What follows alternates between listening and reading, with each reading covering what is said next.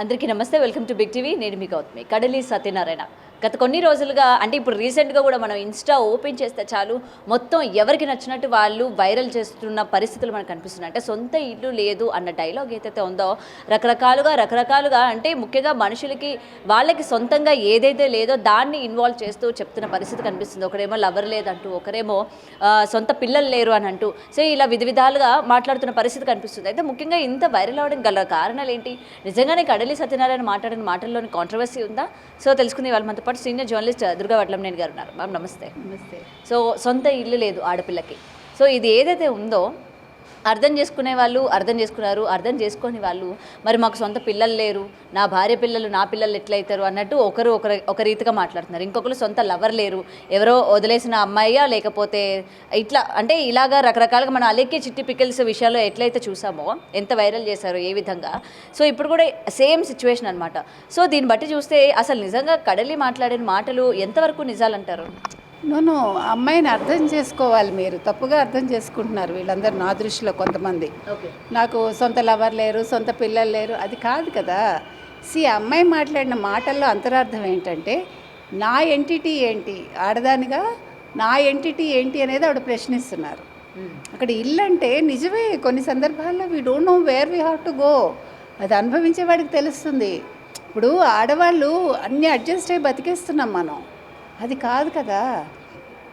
ఒకసారి ఒక రచయిత నాకంటూ ఒక బెడ్రూమ్ లేదు అంటే దాని మీద చాలా వ్యాఖ్యానాలు వచ్చాయి. కానీ కావాలి, కొన్ని సందర్భాల్లో మీకు వయసు పెరిగే కొద్దీ మనకి ఇవన్నీ అర్థమవుతాయండి. ఫస్ట్ మనం చిన్నప్పటి నుంచి నాన్న ఇల్లు, నాన్న ఇంటి పేరు మనకి. మనం ఎప్పుడైనా ఊరికి వెళ్ళినప్పుడు నువ్వు వాళ్ళ అమ్మాయి కదూ అంటారు. కొన్ని సందర్భాల్లో మన అమ్మ పేరు చెప్పి నువ్వు అమ్మ కూతురు కదా అని అడుగుతారు. అప్పుడు మనం చాలా సంతోషిస్తాం. మీకు తెలుసో లేదు, ఆ సంతోషం చాలా కొద్దిసార్లు మనకి జీవితంలో వస్తుంది. అక్కడ అమ్మ కూతురుగా మనకి ఎంటిటీ కావాలి, నాన్న కూతురుగానే కాదు. అంటే మనకి జీన్స్ నాన్న నుంచి వచ్చినా కూడా నా అమ్మ కూడా, అమ్మ లేకుండా మనం లేము. సో అదేవిధంగా మీకు ఇప్పుడు ఇల్లు అనేది మీరు తీసుకున్నారంటే, పెద్దయ్యాక మీరు పెళ్ళవుతుంది, పెళ్ళయ్యాక భర్త ఇంటికి వెళ్తాం. ఎయిదర్ భర్త ఇల్లో లేకపోతే మామగారి ఇల్లో ఉంటుంది. అక్కడ అత్తగారి ఇల్లు అని మనం చాలా తక్కువ చెప్తాం.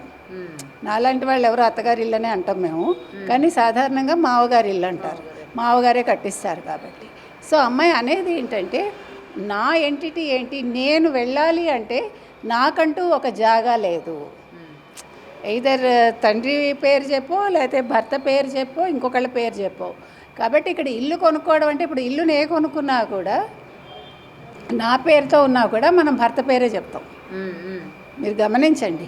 ఇప్పుడు ఎవరో చాలామంది ఆవిడని తిడుతున్నారు, అత్తగారు మావగారితో ఉండాలి, ఆడబడుచులు ఉండాలి, ఉమ్మడి కాపురం ఉండాలి, మనం కరెక్ట్ కలిసి ఉండాలి. ఇప్పుడు అమ్మాయి కలిసి ఉండకూడదని అమ్మాయి అనలే, అసలు అలాంటివి ఏవి అమ్మాయి మాట్లాడలే.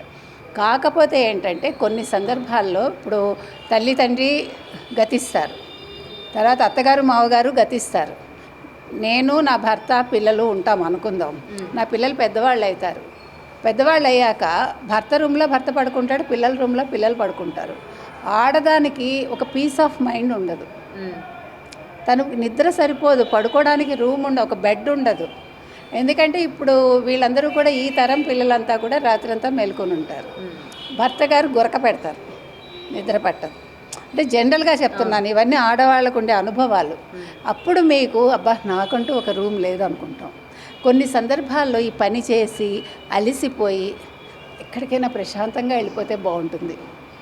ఇప్పుడు చిన్నపిల్లలకే వస్తుంది ఆలోచన, మాలాంటి వాళ్ళకేంటి చాలా సందర్భాల్లో అనిపిస్తుందండి. అందుకని నాకు ఆ కడలి అన్న అమ్మాయి చెప్పిన దాంట్లో నాకేమీ తప్పుగా అనిపించలేదు.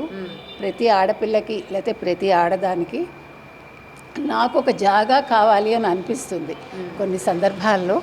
అది ఎప్పుడు వస్తుందంటే, భర్త ఎంత బాగా చూసుకున్నా, పిల్లలు ఎంత బాగా ఉన్నా, కొన్నిసార్లు నా టైం అంటే నా స్పేస్ నాకు కావాలి, అది అమ్మాయి చెప్పేది. ఆ స్పేస్ అనేది ఆడవాళ్ళకి చాలా అవసరం. ఎందుకంటే సైకలాజికల్గా వాళ్ళు చాలా డిప్రెషన్లోకి వెళ్తారు, వాళ్ళు చాలా రకాలుగా వాళ్ళు బాధపడి ఉంటారు.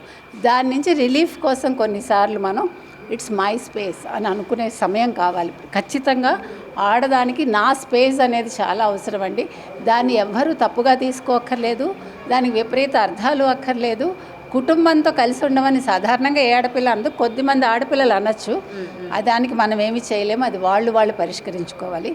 ఓవరాల్గా నేను అనేది ఏంటంటే కడలి అన్న ఆవిడ చెప్పిన దాంట్లో దయచేసి విపరీతార్థాలు తీయకండి. అంతకంట నాకు లవర్ లేరు, నాకు సొంత లవర్ లేరు, లేకపోతే సొంత ఇది లేరు, అవన్నీ కూడా వ్యంగ్యంగా మాట్లాడడం అట్లా అవసరం లేదు. అమ్మాయి బాధ ఏంటో అర్థం చేసుకోవాలి. ఒక ఆడపిల్లకి ఉండే బాధ ఏంటో మగాడికి తెలుస్తుందని నేను అనుకోను. కాబట్టి ఆ రకంగా మనం తీసుకుందాం. ఓకే. అండ్ ఇక్కడ బట్టల గురించి కూడా తను ఉద్దేశించి మాట్లాడడం కూడా ఎంతవరకు అంటే ఒక స్లీవ్లెస్ వేసుకున్నా లేకపోతే ఏ విధంగా ఉన్నా ఒక బస్సులో ఒక అమ్మాయి స్వతంత్రంగా వెళ్ళాలన్నా చున్నీ లేకుండా వెళ్ళాలన్నా కూడా చుట్టూ కళ్ళు అదో విధంగా చూస్తూ ఉంటాయి. అప్పుడు కూడా మనం ఎంత ఉక్కపోతలో ఉన్నా కూడా మనం ఆ బేసిక్స్ మెయింటైన్ చేసుకుంటూ ఉంటాము. మనల్ని మనము ఉక్కపోతకి అన్నిటికీ తగ్గించుకొని, అదే ఒక మగాడు అలాంటి పరిస్థితుల్లో ఉంటే చక్కగా చొక్కా తీసి హ్యాపీగా ఉంటాడు. వాడుకున్న స్వాతంత్రం మనకెందుకు లేదు అని చెప్పిన విధానం కూడా వెంటనే ఇక్కడ జనాల దగ్గరికి వచ్చేసరికి మరి అయితే ఇప్పుకొని వెళ్ళమ్మా, తిరగమ్మా, నిన్ను ఎవరు ఆపారు అన్నట్టు కూడా రివర్స్ వస్తూ ఉన్నాయి. సో దీన్ని ఎలా చూడొచ్చు అంటారు? అంటే నేను అనేది విప్పుకొని తిరగమని నేనైతే చెప్పనండి. మనం అంటే బట్టలు లేని స్థితి నుంచి బట్టలు వేసుకునే స్థితికి వచ్చాము. ముఖ్యంగా ఆడవాళ్ళు ఈ రవికలు తొడుక్కోవడం అనేది ఒక కాలంలో లేదు. దానివల్ల మంచి చెడు చాలా జరిగాకే కదా ఈ రెవల్యూషన్ వచ్చింది.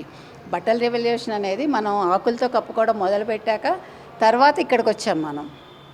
అయితే ఇప్పుడు ఏమవుతుందంటే చీరకట్ట అనేది కూడా ఒక ఏమనాలి ఎక్స్పోజర్ కింద చేస్తున్నారు తప్ప నిజంగా సంప్రదాయబద్ధంగా ఎవరు చీర కట్టుకోవట్లే ఎక్కువ మంది. సో నేను అనేది వల్గారిటీకి తర్వాత ఫ్యాషన్కి మధ్య ఆ చిన్న గ్యాప్ చూసుకోవాలి మనం. మీరు ఫ్యాషన్గా ఉండొద్దని ఎవరు అనరు. ఇప్పుడు స్లీవ్లెస్లు వేసుకోకుండా ఎవరు ఉండట్లేదు. ఇప్పుడేంటి ఎప్పటి నుంచో స్లీవ్లెస్లు వేసుకుంటున్నారు. అది మీ మనసు. కాకపోతే ఎక్స్పోజర్ లేకుండా అందంగా నేను ఎప్పుడు చెప్పినా అదే చెప్తా, మన బాడీ అనవసరంగా పక్కవాడికి చూపించొద్దు. కానీ మీరు ఆ చూపించడంలో అందంగా చూపించండి. అవతల వాడు అప్రిషియేట్ చేసేలాగా ఉండాలి. స్లీవ్లెస్ వేసుకుంటే కొంతమందికి చాలా అందంగా ఉంటుంది, నిజంగా చెప్తున్నా. కొంతమందికి స్ట్రక్చర్ని బట్టి నప్పదు. అంటే వేసుకోవాలని కోరుకుంటుంది కాబట్టి వేసుకుంటారు, అది వాళ్ళ వ్యక్తిగతం. అది వాళ్ళ వ్యక్తిగతం. అది ఇప్పుడు ఇటీవల కాలం ఒక సీరియల్ అమ్మాయి నిన్న చూశాను నేను. ఎంత అసలు అమ్మాయి చాలా సంప్రదాయబద్ధంగా ఉంది మొన్నటి వరకు. ఈ బిగ్ బాస్కి వెళ్ళొచ్చాక అమ్మాయి మారిపోయింది. అసలు ఎంత ఎక్స్పోజర్ అంటే అవసరం లేదు. ఎందుకంటే ఇప్పుడు నేను ఇలా వేసుకుంటేనే నన్ను గుర్తిస్తారు జనాలు అనుకోవడం పొరపాటు. జనాలు నువ్వు మంచిగా ఉన్నా గుర్తిస్తారు, వాళ్ళకి నచ్చటం ముఖ్యం.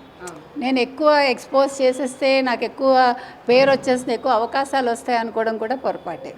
మీరు ఎంత ఏం అనుకున్నా కూడా మగవాళ్ళు బయట చూసేటప్పుడు ఇట్లాంటివి చూస్తారు.